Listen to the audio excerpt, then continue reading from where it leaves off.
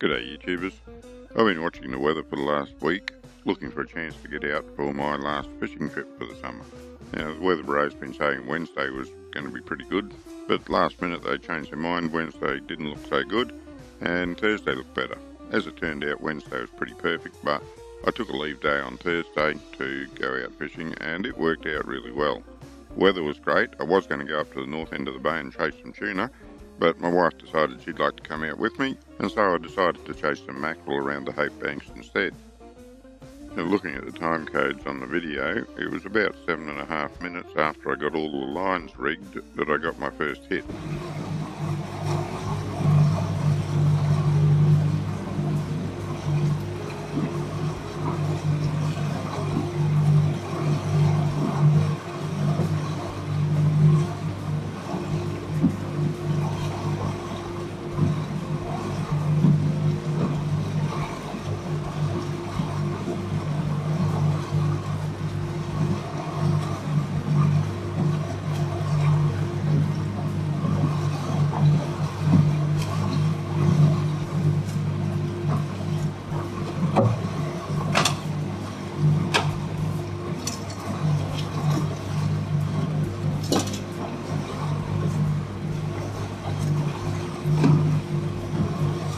He was too small to keep, but at least he was a gentleman. He helped me out with the release.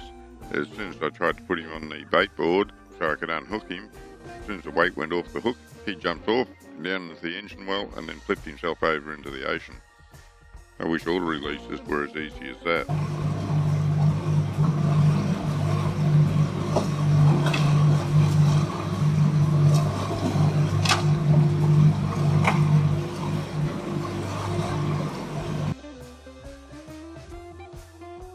I was thinking I got off to a really good start with the first mackerel coming onto the bait in 7.5 minutes of trolling, but the next hit didn't come till I'd been trolling for nearly half an hour. So that was a bit disappointing. It was even more disappointing when I got it into the bait. Now, just as a side note, I've worked out how to do this handline trolling lark. I keep an empty handline spool in the bait for winding the trolling lines onto when I bring the fish in. And like they used to say in that old shampoo ad, no more tangles. I was expecting to pull in another little mackerel, but to my surprise, it was a dirty little grinner. Of no possible use to anything except perhaps as snapper bait. So naturally, he went into the bait box.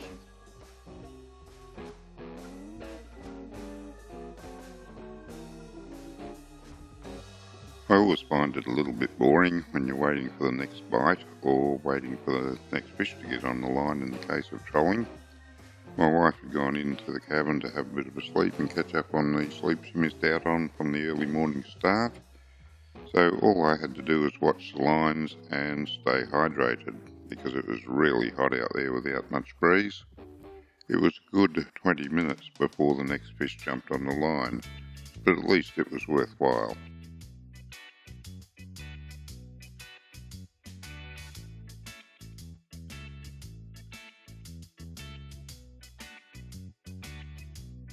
I could tell this was going to be a better fish as soon as I started to pull him in. As you can see from the big lump of seaweed in his mouth, there's still plenty of debris in the bay from the recent rains, and this fellow collected some of the seaweed on the way in.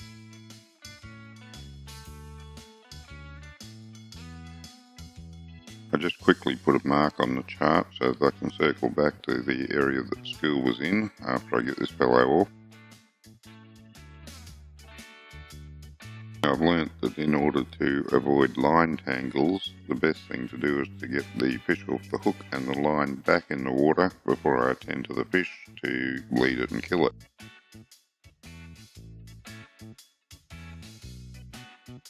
This fellow measured out at 68 centimetres, which is a nice eating size, so I was pretty happy with that. Now after I got the fish away, I decided that I wouldn't turn around and head straight back into the school, that I'd continue over closer to the chain banks, because there was so much life on the sounder. I figured there's a big school of mackerel around, and yeah, big mistake. should have turned straight back into the school because heading over towards the chain bank and catching the next fish turned out to be a real disaster for me. Ruined my whole day. Well, almost.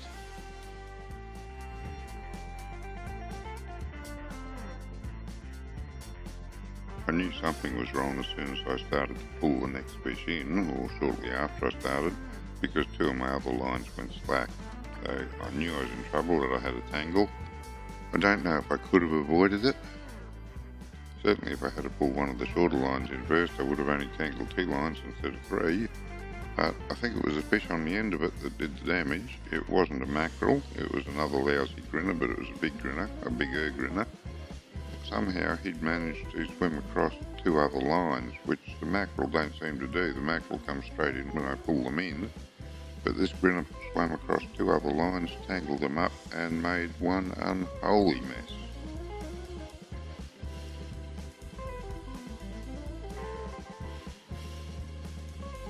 Once I got it on board, I made another mistake in thinking that I could untangle this mess. I grabbed the first bunch of line and I did get it untangled. It took about half an hour, but I was pretty pleased with myself, and then I moved along to the next bunch of line, took one look at it and realised there was just no way that that was coming untangled. I'd just wasted half an hour untangling the first knot and got the knife and just cut the lines. I should have done that in the first place, could have saved myself half an hour. Had I done that, I might have had a chance of getting all the lines re-rigged and getting back to the school of large mackerel before they departed.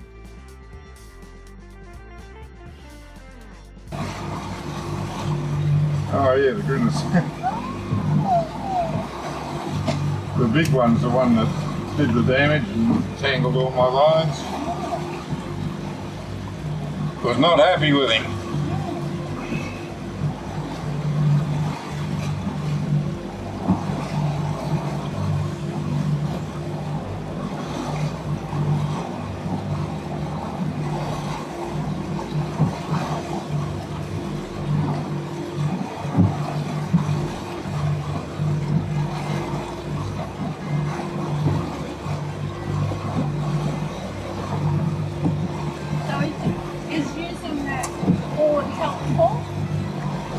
So far, yeah, been good.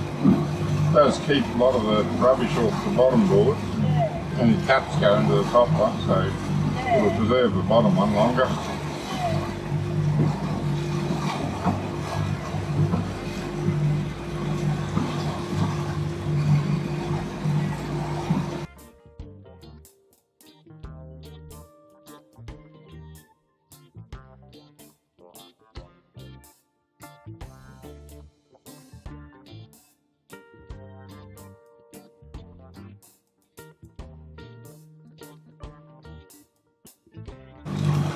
Bit dark over the mainland.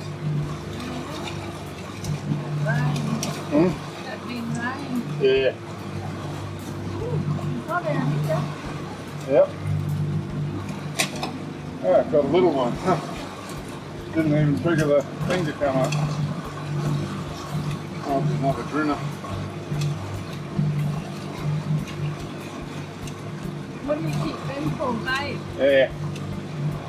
I don't know. Pretty small mackerel.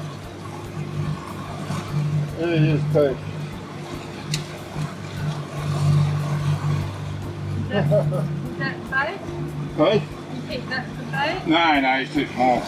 He's not legal. Oh. Good. There. There we go.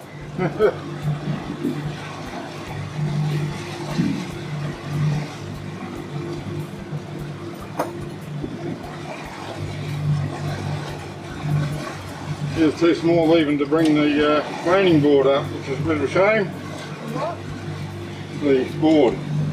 When they get on, the board pops to the surface. Oh. But he was too small. I didn't know he was there. He'd been there for a little while with his mouth torn a bit.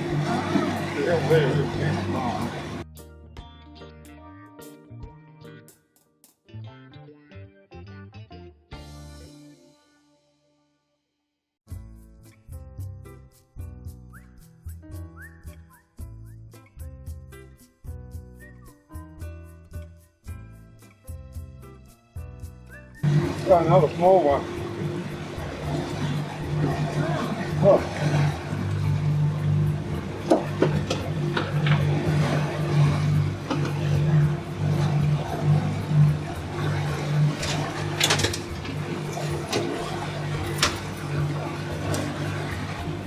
Again, too small to keep. Oops, Daisy, come on. Boom!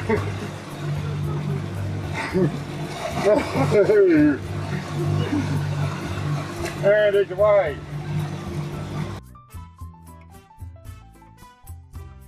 Well, since the mackerel schools had disappeared, we decided that it was time to head into Peel, have some lunch and a bit of a swim before we go and pick the crab pots up and head home. There had been a storm brewing over the mainland for the last few hours, and as we headed down towards Peel, I could see that that was starting to make its presence felt. The wind was coming from the southwest and the storm was sort of heading towards Peel, so I reassessed the situation and decided that if the storm hit us in Peel and the wind got up a bit more than it was now, maybe turned around a bit more from the south, things could get pretty unpleasant in there. So we decided we'd head into the storm and get close to the ramp, and then we could decide what to do. Since even from out here, it didn't look as though there was much wind behind the storm at the moment.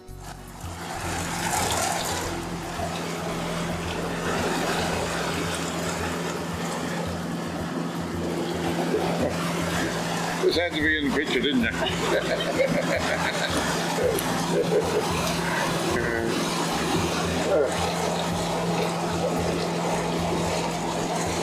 Another boat over there and almost invisible, but he's back behind us.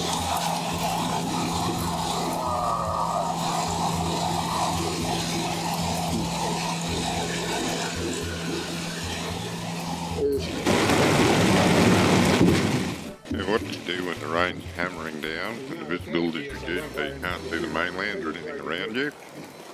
Well, if you've got a GPS to help you find your crab pot, you go and pull them up, put a ray jacket on and get to work.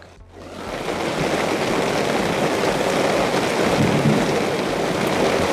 too far. There's only one. There might not be any keepers. The big one's a female.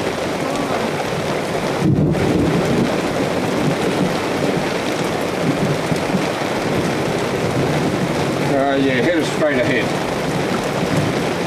We want to get that beacon behind us.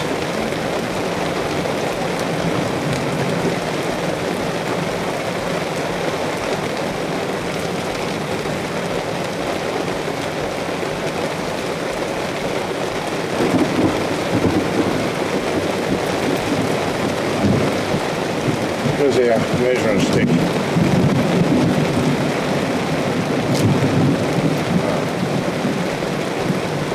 Very small. There's what they can't get good. Yeah, okay, see the boat heading straight up the screen? Yeah. Just keep us more or less straight up the screen.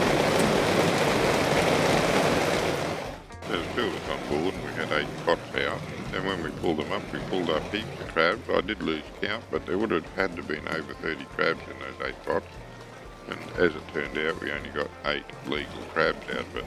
Most of them were undersized males. There were a few jennies amongst them, probably, I don't know, 6-8 jennies.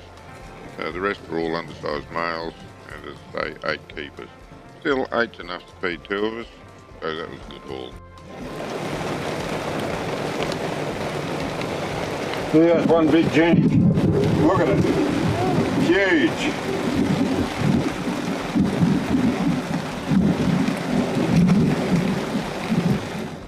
I'm only showing the video of pulling up the first 2 crab pots. They're all pretty much the same. By the time we were pulling up the last pot, the storm was over, rain had stopped, got the last pot in, and it was time to head back to the ramp. And the storm had done us some favours. We didn't have to wash the top of the boat down, which was a bit of a bonus. The rainwater cleaned that up pretty good. Well, recording the track didn't work out all that well again.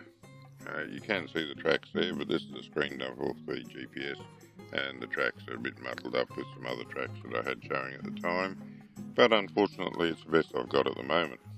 The aeroplane symbols do mark where I got 4 of the mackerel strikes, I didn't bother marking the grin as they weren't worth the effort, but they're in that area, at least during parts of the day, and at least on the day that I was out. So good luck if you go chasing them anyway. Anyway, that's it for another video. It was a great day out. I really enjoy being out on the water when it's raining. I just like the feel of it. Wife's not so keen on it, but we're nice and dry, so she was happy enough. We came home with a good feed, or a couple of good feeds, so what more could you ask? I hope you enjoyed the video. If you'd like to see more of my videos, you can go to my YouTube channel. Don't forget to click that like button. Until next time, good fishing.